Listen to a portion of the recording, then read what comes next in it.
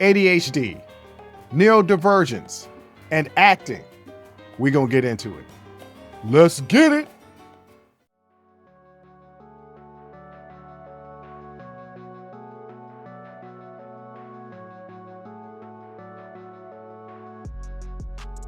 Welcome. First of all, welcome. This is Unsolicited Perspectives. I'm your host, Bruce Anthony, here to lead the conversation in important events and topics that are shaping today's society. Join the conversation or follow us wherever you get your audio podcast. Subscribe to our YouTube channel for our video podcast, YouTube exclusive content, and our YouTube memberships. Rate, review, like, comment, share. Share with your friends, share with your family, hell, even share with your enemies. On today's episode, it's the Sibling Happy Hour. I'm here with my sis, Jay Andrea. We're going to be dilly-dadding a little bit, and then we're going to talk about ADHD and neurodivergence, and then we're going to be talking about acting and the roles that people play. But that's enough of the intro. Let's get to the show.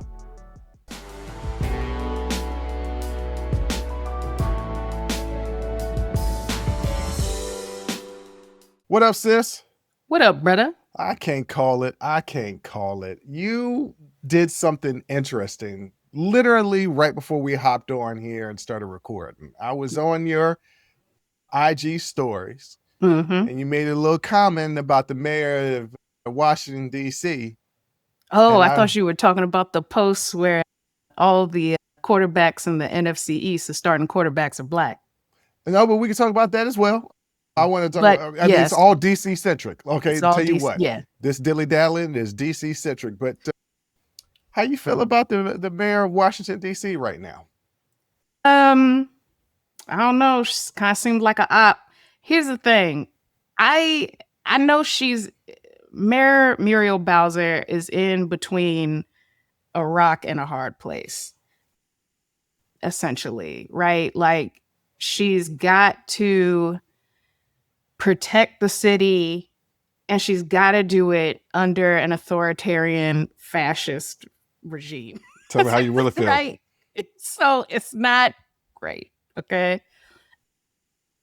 So basically, her latest executive order, it was to keep local operations in step with the federal takeover, right?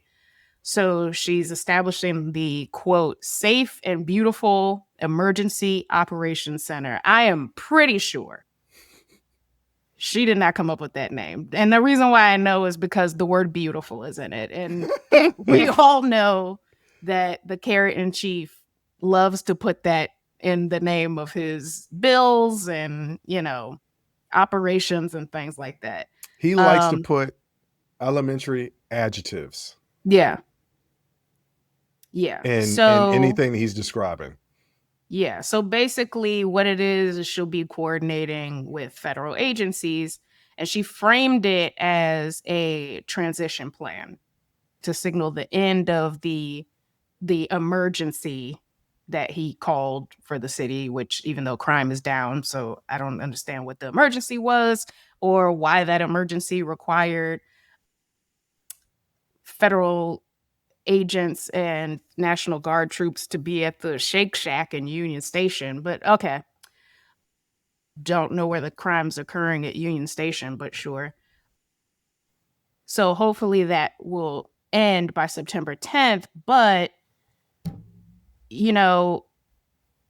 only according to, it might be Politico, about 17 to 20% of DC residents support federalized policing, right? Mm-hmm. Most people argue against the continued presence of National Guard troops, which, like I said, are often in these tourist zones, right? There's really no, there's nothing going on in the city that legitimizes this military occupation. So okay, she's supporting this emergency facility and continued coordination so that she could hopefully normalize, city operations, like she said, by September 10th. So still, to me, feels like an op, because I feel like there are other local officials. We can look at Gavin Newsom, right? And Mhm. like all of the Trump trolling that he's been doing and the legislation that he's trying to pass to counteract the gerrymandering in Texas. Like I feel like there are other leaders, like local leaders that are really pushing back on this, and Well, it feels like she's it, taking a knee. it's apples and oranges. And I'll tell you Yeah. why it's apples and oranges. Newsom is a governor. She's a mayor of a city in Yeah. which the federal government controls that city's budget. Not saying that the mayor of DC is a figurehead, but they don't have a tremendous amount of power because there's so much federal land that DC has.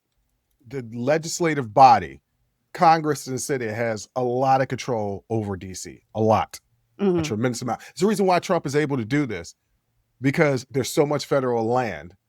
He's able to say, well, no, I can go protect this because that's under my purview. He's kind of almost right. Now, Mayor Bowser, there's been some stuff over her tenure that she is pro-police, and nobody is anti-police. No, we need law enforcement. But she is almost like back the blue type. Yeah. She has a history of these type of things. So this kind of falls in line with a little of her policies. Remember, she's a DC Democrat. DC Democrats tend to be moderate, not liberal. These were the same people that pushed for the 1994 crime bill. So this is not something new. Where DC Democrats, the people that are in the city council, not everybody, but people that are in the city council, people that are represented in Congress from DC, they tend to be a little bit more moderate. Hey, let's get this crime down. Now, is there a reason why DC should be militarized? No. But there are instances where these kids are wilding out. And though they're not an everyday thing, when you're older, something happens in us where we become fearful. When we were young, we weren't afraid of nothing. When we get older, we get a little bit more fearful, and almost nothing scares me more, as in people, than a bunch of little youngins in a group. Yeah, but the problem, it would mean something if these National Guard troops and federal agents were actually reaching vulnerable neighborhoods, but they're not. Yeah, they're not. They're not placed in those neighborhoods because, once again, they had to be placed sort of near federal land. So he can't just disperse them throughout the entire city. Is that the case? I don't know that that's the case. I mean, they're parked up at like Union Station. They'll be in like the metro stops. They're not. They're at the mall. They're not. Okay, so they're then not all over the city. Right. So then, if they can't even address, vulnerabilities in high crime areas, which these areas, then there's literally no point in them being there. And so Bowser's executive order. Hold on. Yes and no, because kids can wild out. Look, Pentagon Mall, which is actually in Virginia, was shut down, I think, at the beginning of summer because kids were in the mall wilding out and a big fight happened. They literally shut down the mall, and the mall is across the street from the Pentagon. They shut down the mall. So these kids, I mean, they're not. How about we fund, I don't know, social programs, outreach programs? How about we put all of this money, the money that we're wasting, deploying National Guard troops and federal agents, why don't we put this towards programs or social programs and things like that to help give these kids something else to do? Programs that we know work because we see them working in other cities. There's some people in the city who will say they do put a lot of money in these programs, that there are boys and girls clubs, that there are YMCA, there are things for kids to do. But I guess a lot of the kids, not even a lot. I don't even know what the percentage of the kids are. I just know when something does happen, it looks to old people eyes like the world is coming to an end and there's no control. But this is few and far between. It's like, this is a bad analogy, but an analogy that you guys can deal with. And I'm not comparing kids to dogs, but anybody that has a dog owner that's house trained, every now and then they're going to have an accident in the house, right? It is few and far between when they actually do. And 9 times out of 10, it's the owner's fault. Mm-hmm. But even still, sometimes dogs have accidents. Well, that kind of relation as far as frequency could be compared to how these kids are wilding out. It's not an everyday thing. It's not every weekend thing. It's not even, I would say, once or twice a month. But when it happens, you're like, oh shit, this is a big deal. But it really isn't. It's not a big deal. This is not some epidemic. You know what is an epidemic? School shootings. That's an epidemic. Kids wilding out is not an epidemic. It is scary to the older individuals, because if it's intimidating to somebody like me, I know Joe Schmo in Middle America is going to be absolutely terrified. So it's a reaction to these things. Yeah, no, I don't dispute the surface basis for it, right? The talking point cause of it, right? Of why they sent it. We all know the actual cause is he's targeting Democratic cities. Right. With and the problem with this executive order that she signed is it's like a tacit acceptance of federal control over local policing, and it's going to set a really bad precedent for other cities that are pushing back against him threatening to send federal agents and National Guard members to their cities. Yes, no, I absolutely agree on that. It's a bad look, but devil's advocate, what if she actually believes it? She's in a tough position if she then actually believes that this is helping. But she is not in line with her constituency.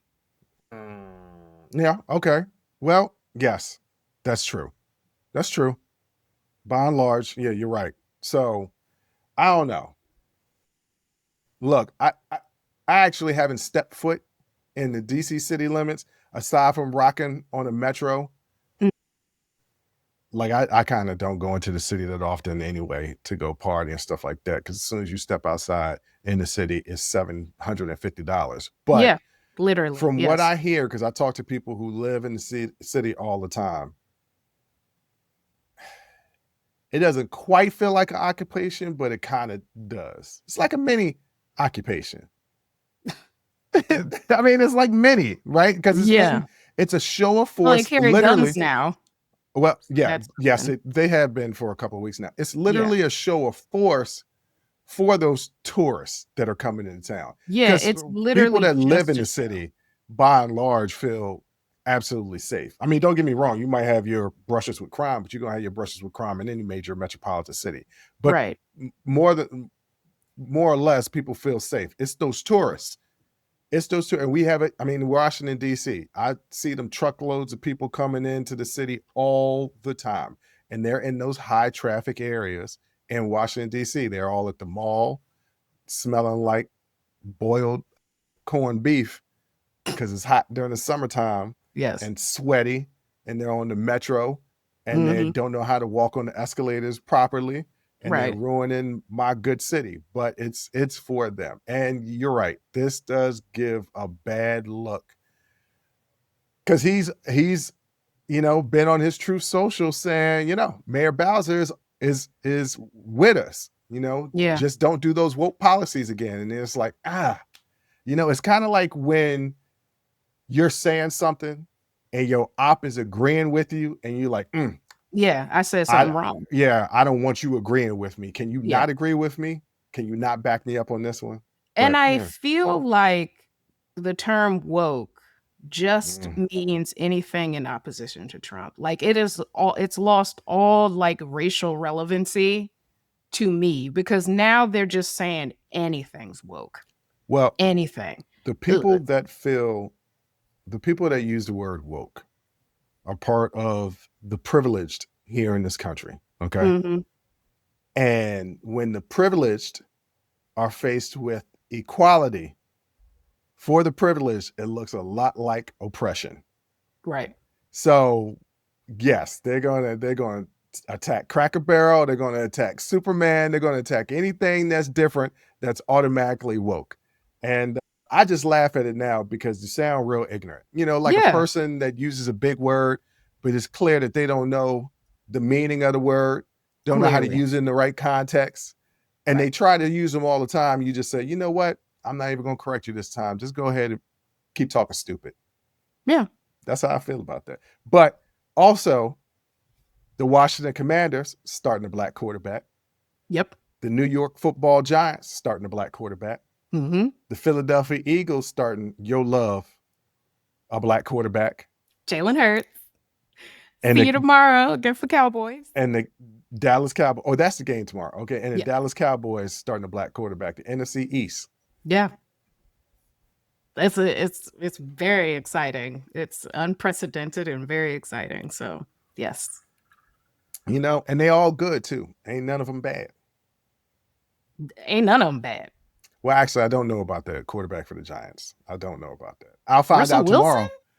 Oh, it's Russell Wilson's been washed for a while, but I tell you what, I'm going to listen to CeCe's new album, CeCe. Well, that goes without saying. I've been a Sierra fan since Goodies. She's still fine, Sierra, baby girl. Whoo, you still 4 kids later. She got 4. 4. How many by Future? 1. Okay, all right. Yes. Yeah. 2 boys, 2 girls. 3 with Russell, 1 with Future.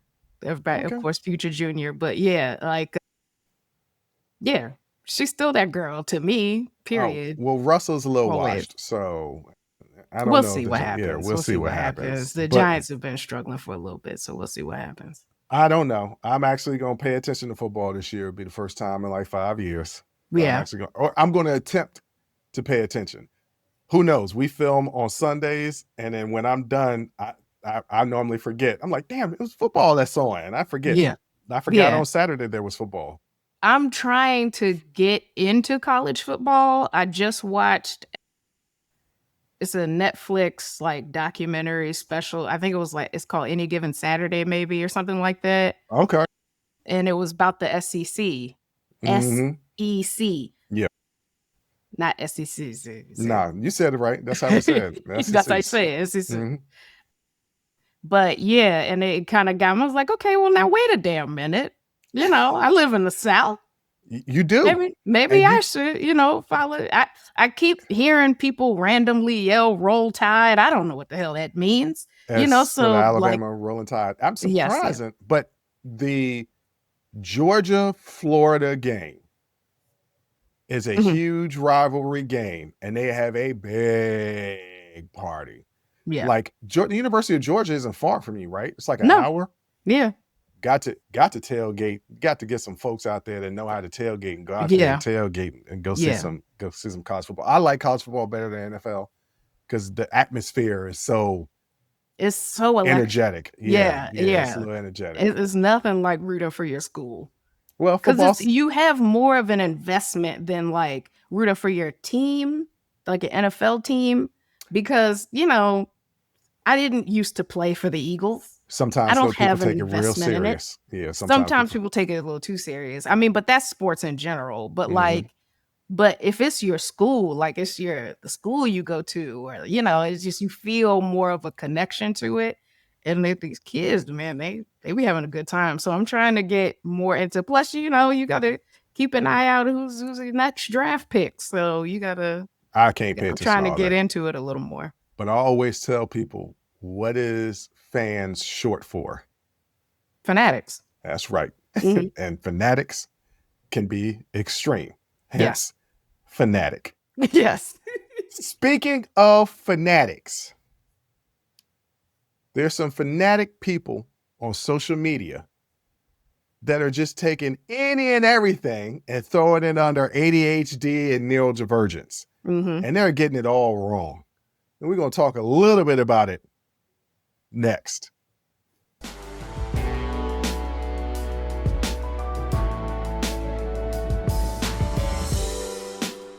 All right, Jay, neurodivergence. I've had interviews with several people that have neurodivergence. You have neurodivergence. A couple of our family members have neurodivergence. Yeah. Some would say that maybe I do. Some would say. Some would I say. Would say. Well, we're talking about this because you have been saying that I have ADHD for the longest. Yes. And would give me reading material and I would be like, Jay, I don't fit half the stuff up in here. And you're like, yes, you do. And sometimes people can say things to you and it'll register.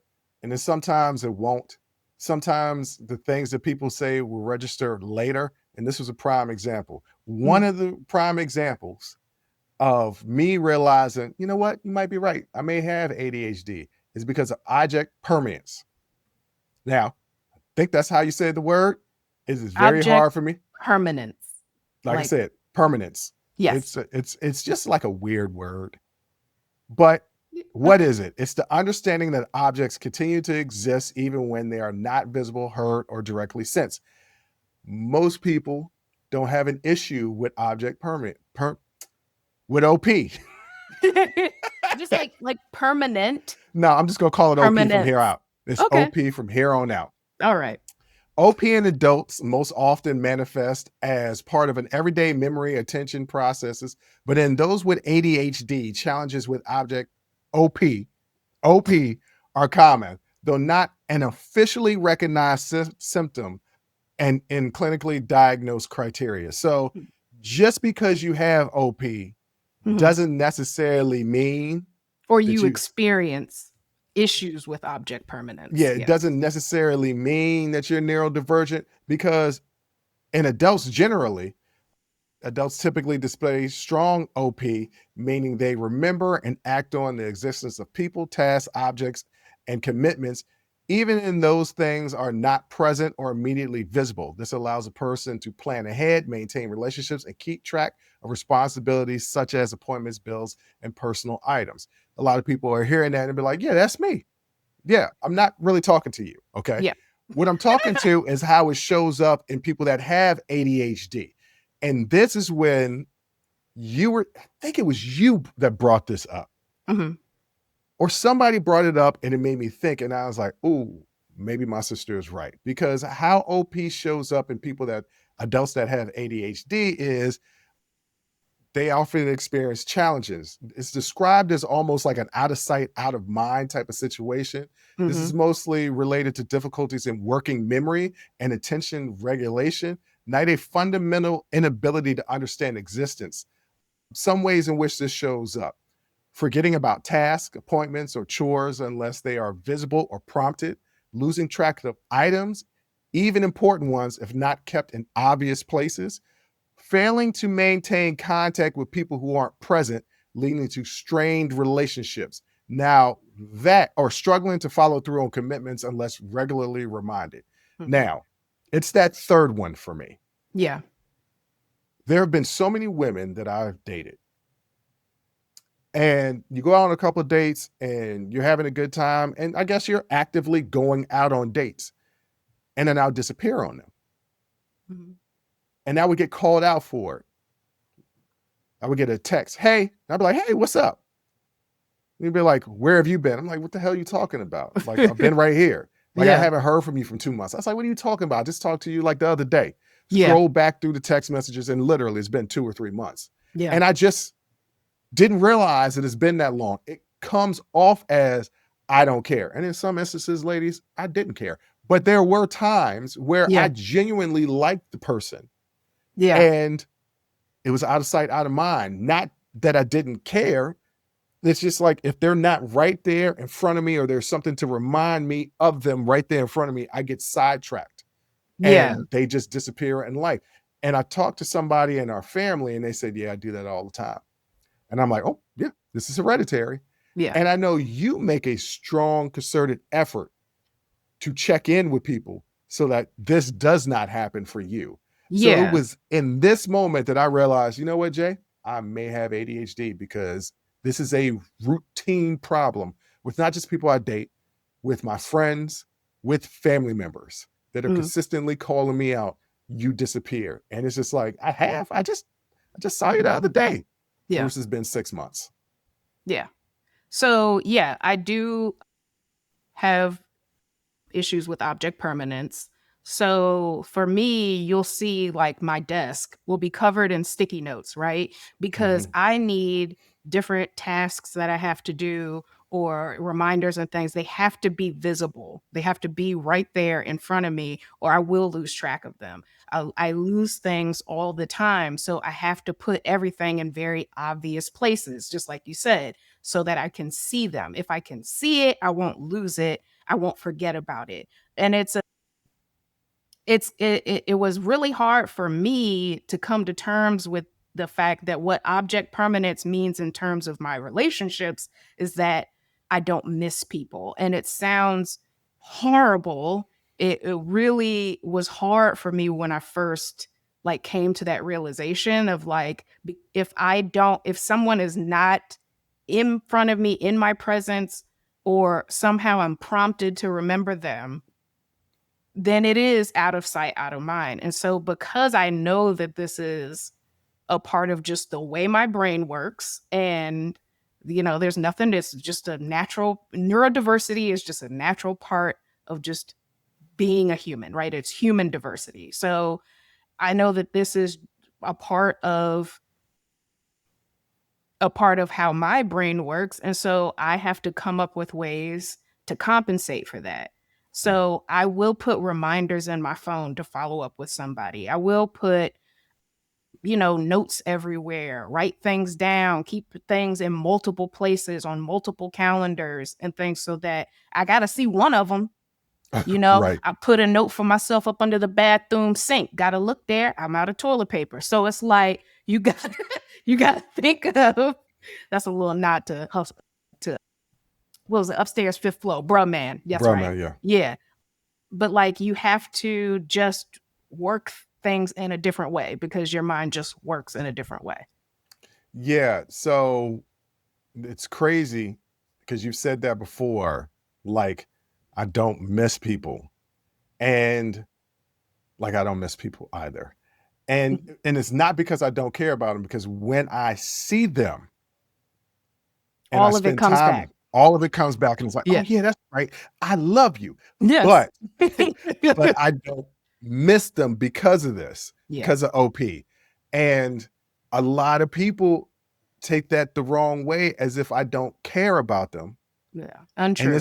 And it's not true, and I've lost friends and women that I've dated because they think you just don't care. And like, I do care. Like, I'm telling you, I care. You don't really show it. I show when you're around, but when you're not around, out of sight, out of mind. And the more and more I learned about OP, and the more and more I did research, it explained so much. Every relationship that I ever had, I'm talking about romantic relationships, every relationship I've ever had, I didn't necessarily miss the person. Yeah. It was the routines that we had. Right. So if I was dating a woman and she came over every Wednesday night to spend the night, Wednesday night into Thursday, when we broke up, Monday, Tuesday, Thursday, Friday, Saturday, Sunday, if we didn't have set routine days where we was doing stuff, I wasn't tripping. It would come hitting me on a Wednesday when that routine was off. So I didn't necessarily miss the person. I missed the routine. Yeah. But it didn't mean that I didn't care about the person, but we just got set in routines. I care about people very deeply, and I know that when I finally see them again. Right. But it's just the way my mind works. Things have to be right in front of me. Or somehow prompted. Somebody will say, you talked to so-and-so in a while. And then I'll be like, you know what? I haven't. Let me give them a call. Mm-hmm. You know what I'm saying? So like it'll be things like that. But I make a concerted effort because I realize that I've lost a lot of friends, and I've had like you issues in relationships because it seems like I'm not communicating, but the truth is I just forgot you existed, which sounds even worse. It sounds even worse. It sounds even worse. But like, life will get going, things will start happening, and I forgot to text this person. And yeah, it has been 2 weeks, and I'm sorry because I also have issues with time, right? And time blindness that I don't realize that 2 weeks, 3 weeks have gone by. Explain to people what time blindness is. So time blindness is another common neurodivergent disorder or symptom, right? And it's basically you have a difficulty in the way you perceive time. So you underestimate or you underestimate how long stuff should take, right? A task or something. You're like, hey, I'm just gonna hop in the shower real quick. I'll be out. I'll leave in about 15 minutes. Well, by the time you get out the shower, 45 minutes have gone by. But you don't realize that because you don't perceive time in the same way. So sometimes it feels like it's gone by fast. Sometimes it feels like it's gone slow. Sometimes you don't even have a sense of the passage of time. Yeah. So, you have, of course, issues with time management, losing track of time, things like that. So I have issues with object permanence and time blindness. So if I don't see you and I don't contact you, it could be a long time before I'm prompted or I see you post on social media and then boom, I remember you. So that's another reason why I do check my social media every day, because it also helps me remember people. I see their pictures, I see their posts. It helps me remember. I'll reach out, I'll see it, send a DM or I'll send a text so that I can keep that relationship up. So, if it wasn't for social media, 90% of people, 90% of the people in my life would never hear from me. Yeah. Like would never hear from me unless they contacted me. Because it's just like, oh, I forgot about this person. It will be, I forgot about this person that I care about. Yes. Completely forgot about him. Care about deeply. Yep. Completely forgot about him. And I realized, I have not talked to them or engaged or actively participated in this relationship in quite some time. And I need to get my stuff together. So I'm kind of bringing this up. We're going to get into something else that affects people that are neurodivergent. But I'm bringing this up for several reasons. One, people need to stop self-diagnosing themselves on social media. Yeah. Just stop. Yeah. Okay. Go to a therapist. If a therapist diagnose you with neurodivergent, whatever, those things fall under the umbrella because it's a lot. ADHD, OCD, autism, there's a lot. Yeah. If a therapist, a licensed doctor says I don't think OCD is a neurodivergent. Yep. OCD is a neurodivergent. Yep. OCD is a neurodivergent. If somebody licensed says you are, cool. Stop listening to these people on social media. That's us included. Stop listening to people on social media. Stop listening to us. Don't stop listening to us, but don't take our word. Don't take what we give you, even though it's research, as gospel as you have it. No, I want to put the idea in your head, and then you're like, well, maybe, but I should talk to somebody licensed so they can diagnose me. And here's the thing. It's a pattern of behavior. It's not, all of this is a pattern of behavior over a long period of time. Long period of time, by which I mean your whole life. I was born with ADHD. I've had it my entire life. I've had issues with attention and all of this my entire life. It is a long pattern of behavior. It's not like, oh, that happens to me sometimes. Oh yeah, I lose my keys a lot. Like, it's not something that happens to you every once in a while. And also, if you're not being treated for neurodivergence, you'll notice like you have issues at school, at work, in your relationships, consistent issues with productivity, organization, time management, object permanence. Like, you have these consistent issues. You've tried, everybody's, oh, you just try these time management techniques. Those are for neurotypical people. A lot of those techniques are for neurotypical people.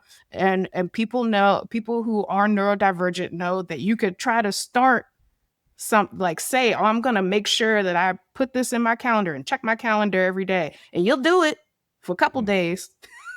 But then that novelty will wear off, and now it's out of sight, out of mind, and you fall off the wagon. Like, it is consistent issues and difficulties and obstacles and things that you've experienced throughout your entire life, not recently, not as it's a result of burnout or something like that. So a lot of times people will talk about some of the symptoms of their neurodiversity and how they deal with it, and people will watch it and they'll say, oh, okay, that kind of sounds like me. I don't know. That's kind of like, okay, but like, once I started looking, once I was diagnosed, and that actually came, I didn't ask for the diagnosis.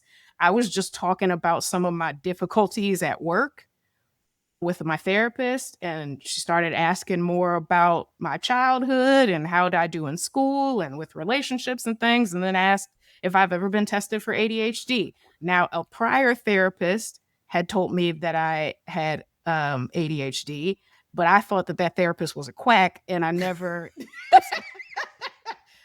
followed up on it.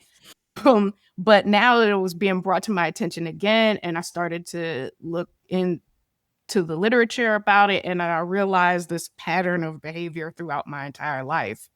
And I had a clinical diagnostic assessment that you can go to a specialist and have an assessment, and it will tell you if you're neurodiverse, if you have ADHD, if you have autism, if you have ADHD, which is a mix of autism and ADHD. You could be dyslexic, you could be, as many things, right? But you got to get into and get a real clinical diagnosis for it, and it has to be a long pattern of behavior throughout your life. And not just you.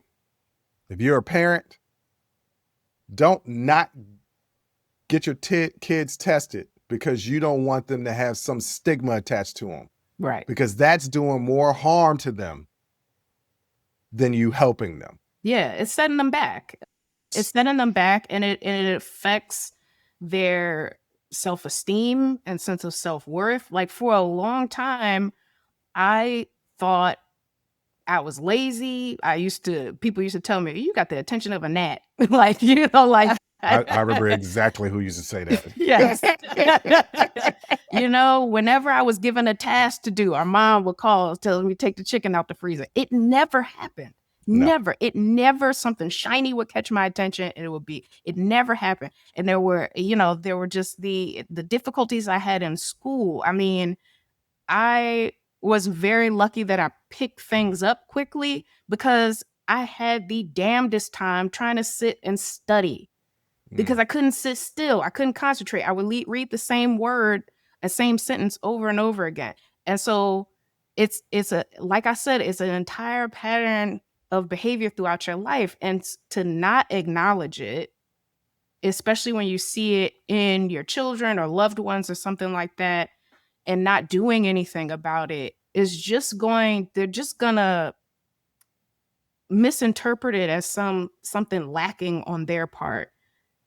And a lot of my issues with anxiety stem from being neurodivergent. The early, when I was younger, the issues with my self-esteem and self-worth stemmed from being neurodivergent. So yeah, when you see it, and honestly, look, some people are neurotypical and some people are neurodivergent. Because you know why? Because humans are different. We're all different. And not everybody works the same way. Not everybody thinks the same way. There's no wrong way to think. There's no wrong way to be. And the more people talk about the things that they go through, the less stigma that there'll be. So that's why I don't have a problem. I had a sign on my desk that said neurodivergent, there's no wrong way to think. Like, I let people know I am neurodivergent. Sometimes I need more explanation of things. Sometimes I have to take copious notes. I have to put stickies everywhere. I have to do this. Like, I have to work a little differently. Nothing wrong with it. I just need you to know I work a little differently. Yeah. Yeah. So that's one of the reasons why I wanted to do that. Another thing that I think is important to let people know is that just because there are some things that affects neurodivergent people more than non-neurodivergent people, everybody experiences it. Let me give you a prime example. Earworms. Yes. Now, ladies and gentlemen, if you don't know what an earworm is, you've definitely experienced it. You ever had part of a song stuck in your head all day long, a jingle, a television line or quote, something that's been stuck in your head all day long and you can't get it out? That's an earworm. It's not a literal worm. It's something, phrase, music, what have you, that's stuck in your head and repeated all day. 90% of the individuals in the world experience that. It is a common thing. Now, when you're neurodivergent, you're affected a little bit differently.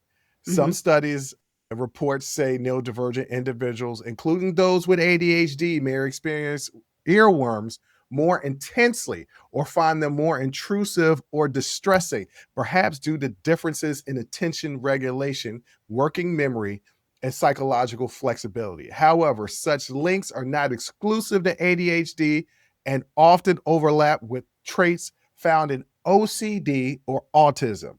So just because you have a little bit of OP, that don't mean you have ADHD. Just because you experience earworms doesn't mean you're autistic. Doesn't mean you're autistic. Right? I'm gonna need, just like as my sister said, when you experience these things over the course of your life, then talk to a therapist, get tested. You don't catch ADHD like like you're born with it. Like it's that you're born neurodiverse. It is just the way your brain is wired. So it's gonna be things you experience in the entirety of your life.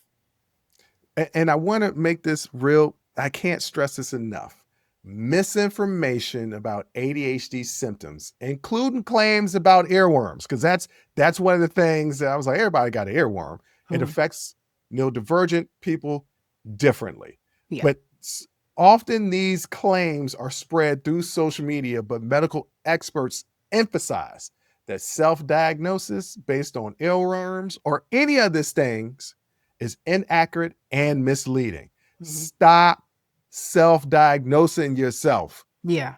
And stop throwing around stuff so flippantly. I'm getting really sick of people throwing around, I'm a little autistic. Like, have you been tested? Like, has a therapist said this to you? No, when it's all a spectrum, not everybody's on the spectrum. No, it's a spectrum. Everybody's on it. I mean, but the spectrum goes from neurotypical to extreme neurodivergence. Like, that's the spectrum. What I mean is, not everybody's on the autism spectrum. Yes. And people want to place themselves on this. I was like, has a therapist said that? No, it's just, and don't throw that around flippantly. It's disrespectful to those people who actually suffer from autism or OCD or ADHD. Just because you're having a rough day or a rough week doesn't mean that you include yourself with these group of people that have, I don't even want to say it's an affliction because I don't think that's the right word. Differences. Differences. So stop it, idiots. That's it is really annoying. It is really annoying. That's including me. Because it's something I like actively work on every single moment of the day. like today I had a bunch of like tasks I had to do, errands, so I have my phone in my hand the entire day, open to my notes with my to-do list, so I don't forget anything and I get to check stuff off.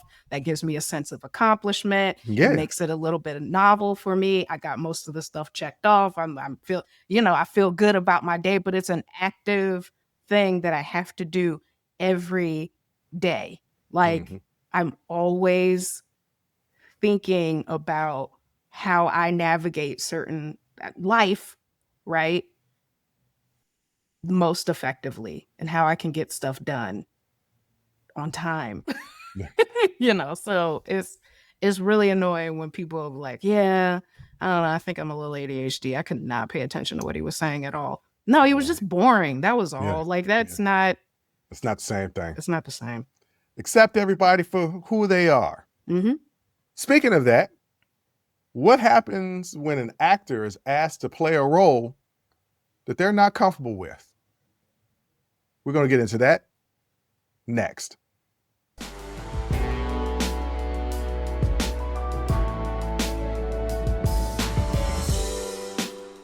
All right, Jay, you know who Clifton Powell is, right?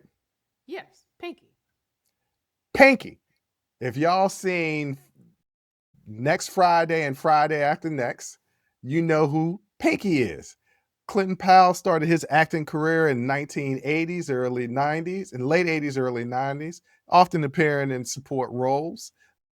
He had his breakout role in Menace to Society where he snitched Dead Presidents. Oh, you can't forget about him in Dead Presidents when he smacked my man down them stairs. He was also in Ray when he was Ray Charles' road manager. He's appeared in numerous television shows like Black Lightning, Jamie Foxx Show, The Parkers, Saints and Sinners. You know, he even was Big Smoke in San Andreas. He's got a legendary acting career. He was recently being interviewed by the Art of Dialogue podcasts, more of a show than a podcast, but they'll put it out in podcast form. And he said something that I thought was interesting. And I'm just going to summarize a part of the interview. He spoke candidly about his personal and professional boundaries as an actor. He explained that while he respects the craft and other actors' choices, he will not take roles that force him into situations that make him deeply uncomfortable, particularly those involving same-sex intimacy or extreme violence against women. He stressed that it's not rooted in any type of homophobia, but it's his own personal comfort level and sense of identity. Now, Jay, when we were talking about this, I said, you're going to be interested in my take. And I'm going to get to my take. But you saw the video. What did you think about what he said? Yeah, I didn't see anything wrong with it. It's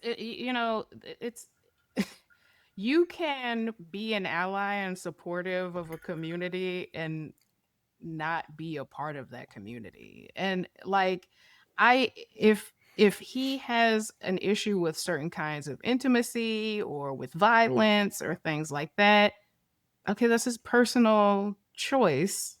He doesn't have to do it.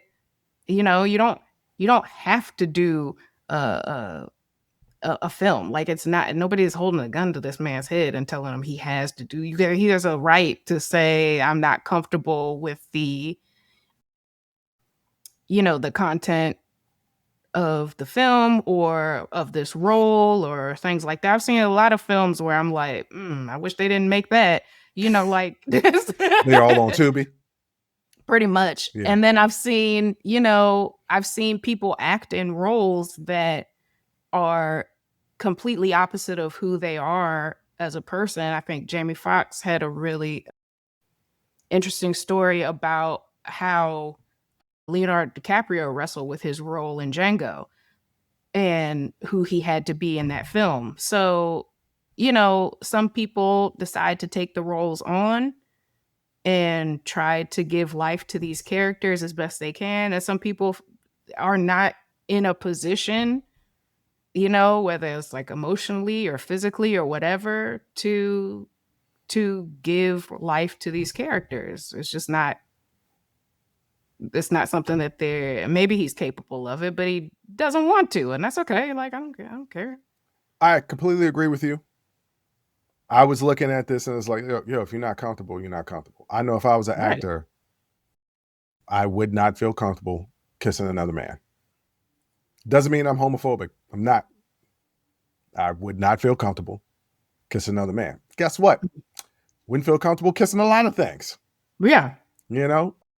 So I agree with the fact that it's okay for him not to feel comfortable. I don't agree with the fact where he says he's not homophobic, because one of the statements that he made, he said, they wanted me to play a gay gangster and I've never known any gay gangsters. And I'm like, no, there absolutely been There's plenty of gay gangsters. gangsters. And they bring up Wayne Perry, who's right here in the DC area, used to run with Alpo, was Alpo's hitman. Wayne Perry he's Omar almost.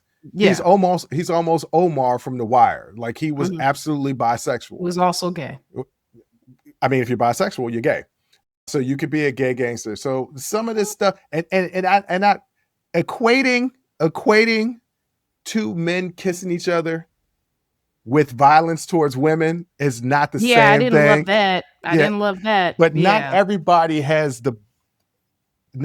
can articulate what they feel when they're placed in an uncomfortable situation.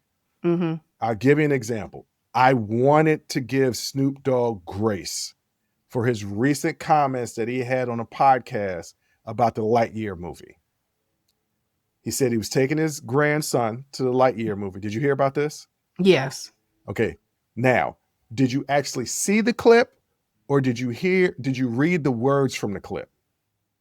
I heard about it. I didn't see the clip or read a transcript. So when you hear about what Snoop said, Snoop was like, yo, I didn't come here for this. I didn't come here to see two women kissing and having to explain to my grandson. When you read them, you're like, oh, Snoop, that's the wrong position to take. When you actually see the clip, he's not talking about that. He's talking about how his grandson wouldn't let it go in the movie theater. He's telling him to shush because he's being loud in the movie theater. And you know how little kids get a bug up their butt and they just like, well, no, I want to know. And he's like, I'm not trying to have this conversation right now here in this moment. That's how it actually came off of the clip. However, I gave him grace on that because I was like, yeah, that's a tough situation to be in with your grandson, to have that conversation in a public setting when you're supposed to be quiet and watching a movie because you're in a public movie theater. It's not that hard. It's that these two characters are in love. It's Snoop Dogg. I don't know if he can say that right off the top of his head. I want to give him grace in not being able to say and address it right then and there because you're in a movie theater. Okay, sure. Okay. Mm-hmm. Then he did his apology because he got attacked by the LGBTQ plus community because most people didn't see the clip. And if you see the clip, it's not him being bothered by two women in the movie.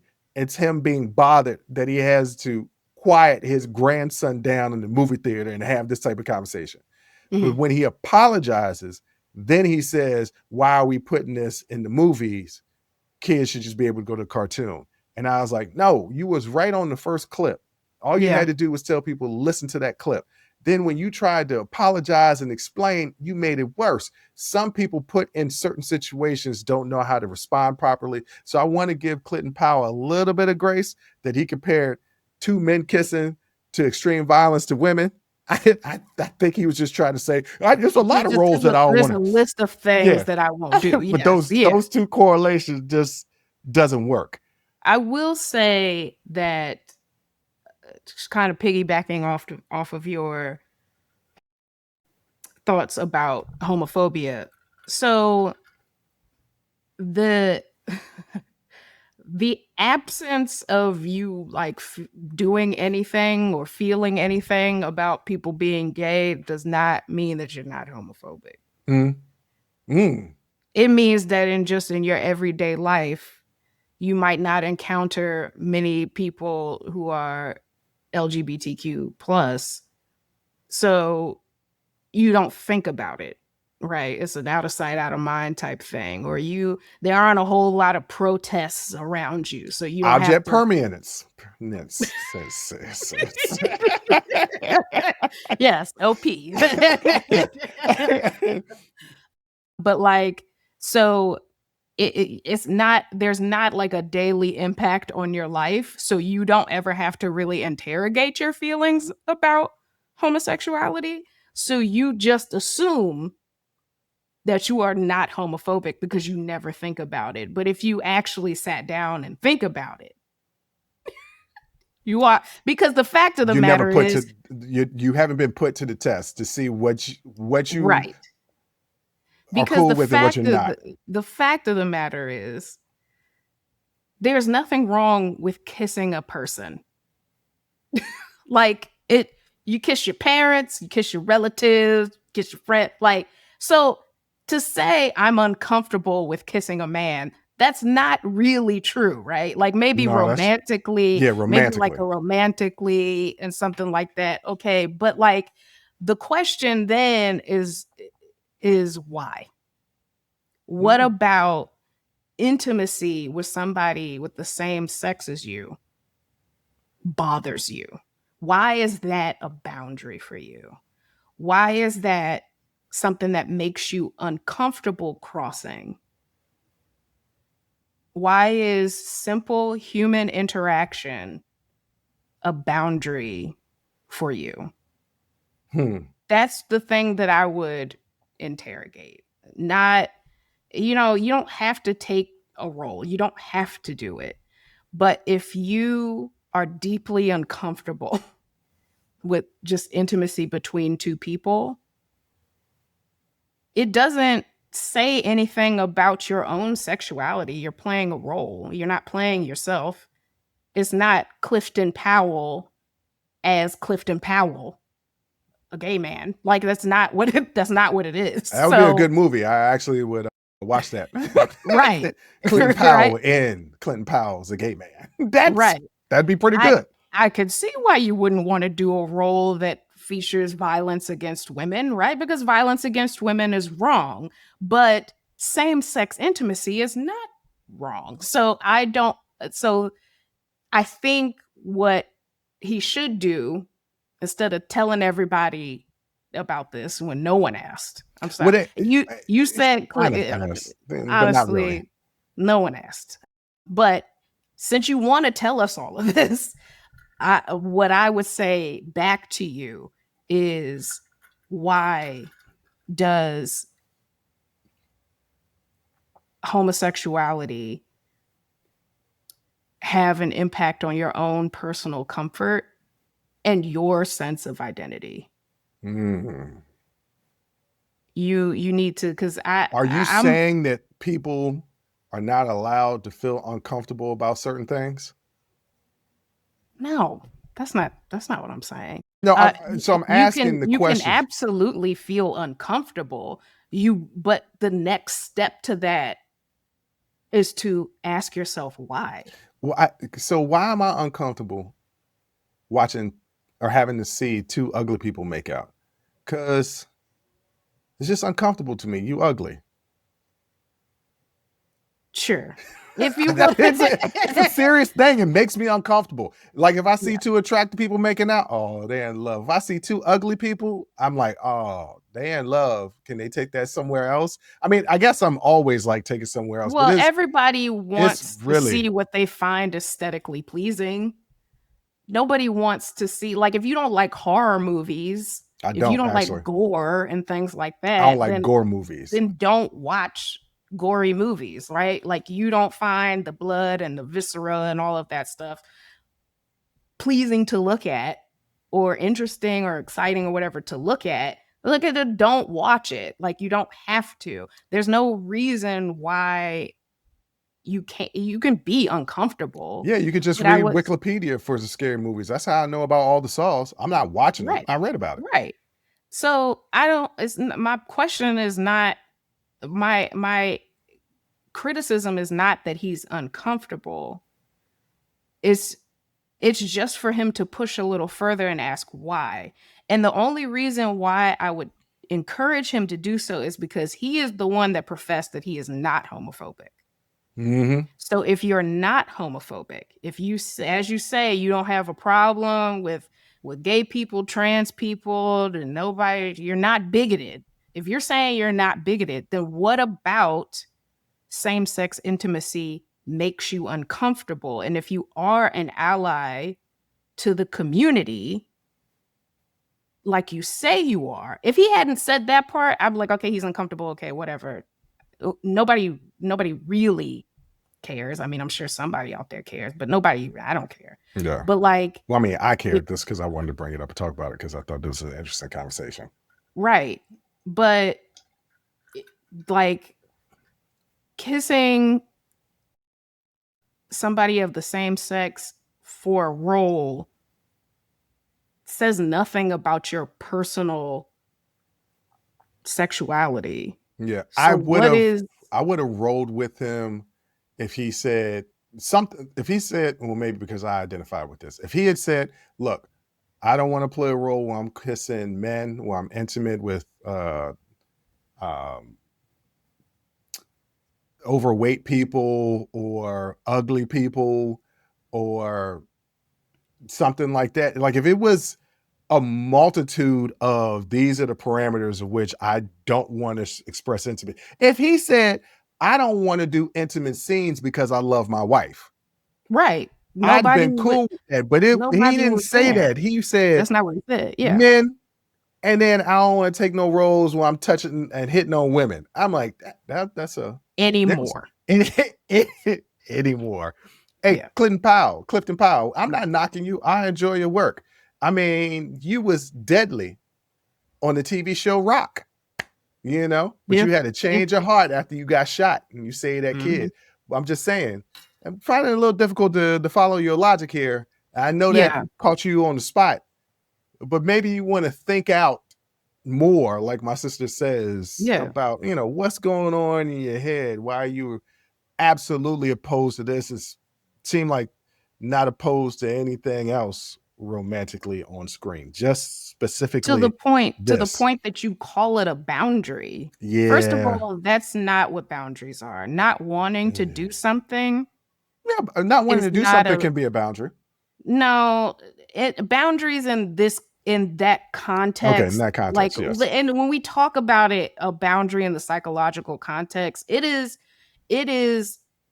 the line in which if another person crosses it, there will be a consequence for that person for that action. Like that's what a boundary is. You set a boundary in that way. Like there's no consequence to anyone for him not taking a role. So it's not really a boundary. You just don't want to do it. Yeah, you just don't want to do it. That's all. You don't want to do it. You have to, I think if you're going to say, I'm not homophobic, if you're going to say that, but in the same breath say, I'm uncomfortable with same-sex intimacy, those two ideas, I don't know that they really can coexist. Yeah. All right. Ladies and gentlemen, this was a heavy episode. I tried to throw in a couple more jokes, but every now and then I want to teach you. I knew as I was preparing the show, we hadn't done this in a little while. We took a little break. And so I knew this was going to be heavy. I just didn't realize it was going to be so heavy. But it is what it is. Y'all still listened up to this point. Jay, what do you got to tell people out there? Man, I feel like I said enough. Y'all got it. Go rewind back, listen to some of the little sound bites. I feel like there was something in there somewhere. Just, you listen to the episode. You know what I said. Look, I said what I said. I said what I said. I stand by it. On that note, ladies and gentlemen, I want to thank you for listening. I want to thank you for watching. And until next time, as always, I'll holla. Woo!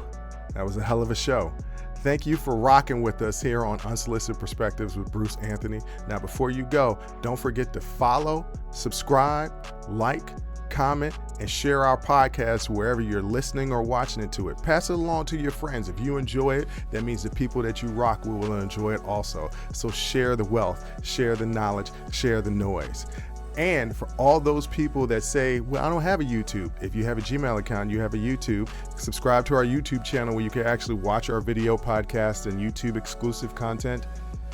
But the real party is on our Patreon page, After Hours Uncensored and Talking Straight-ish. After Hours Uncensored is another show with my sister. And once again, the key word there is uncensored. Those are exclusively on our Patreon page. Jump onto our website at unsolicitedperspectives.com for all things us. That's where you can get all of our audio, video, our blogs, and even buy our merch. And if you really feel generous and want to help us out, you can donate on our donations page. Donations go strictly to improving our software and hardware so we can keep giving you guys good content that you can clearly listen to and that you can clearly see. So any donation would be appreciative. Most importantly, I want to say thank you for listening and watching and supporting us. And I'll catch you next time. Audi 5000. Peace.